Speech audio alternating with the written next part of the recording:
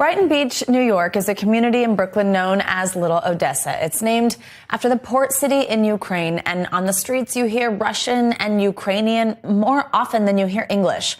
Within the large Russian and Ukrainian Jewish community, emotions are running high as the war in Ukraine rages on. We spoke to people in the neighborhood, including Holocaust survivors, about how the news is impacting them. Stores along Brighton Beach Avenue are waving Ukrainian flags, propping up signs that say "Stop Putin," and putting up QR codes for charities supporting Ukraine. Brighton Beach is home to the highest concentration of Russian-speaking immigrants in the U.S. At a Jewish community center nearby, Russian and Ukrainian seniors can be found playing games, dancing, and reading local newspapers in Russian. The war in Ukraine is ever present among this particular group. It's impossible for me to watch any of this without tearing up and crying immediately. My heart is bleeding as I'm seeing how they are annihilating the city and annihilating the people of the city. Many of these seniors are Holocaust survivors and are watching the latest news out of Ukraine with a deep sense of fear and shock. I don't know a single Jewish senior whose family went through the Holocaust and who immigrated from the former Soviet Union, where they did not have an easy life, who doesn't report, "I cannot sleep.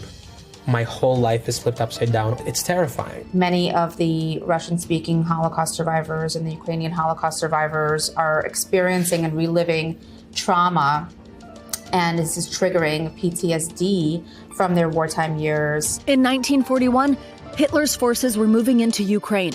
Pavel Iverbuk says he made it on the last boat out of Odessa when he was just 6 years old. I'm remembering the bombings and fear from the fact that at any second they could destroy us and a bomb could hit our house. It's a terrifying feeling. Even at 6 years old, I was completely petrified by the sound of the bombs. A Russian missile strike that appeared to target a TV tower in Ukraine's capital on March 1st struck the vicinity of the Babinya Holocaust Memorial, a site where more than 33,000 Jews were killed over a 2-day period.